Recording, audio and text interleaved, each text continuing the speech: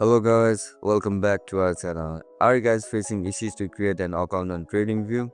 If that's so, then this video might help you out. Without further ado, let's get started. First of all, open TradingView on your laptop device.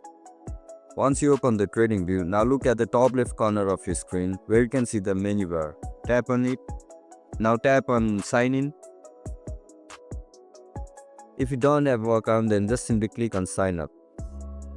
Once you click on sign up, you will be forwarded to this page. Click on sign up again.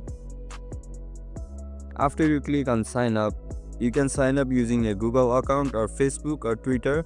Just simply choose according to your preference. For example, I'm going to choose my Gmail account. Once you click on it, now click on grant access. Now click on open TradingView.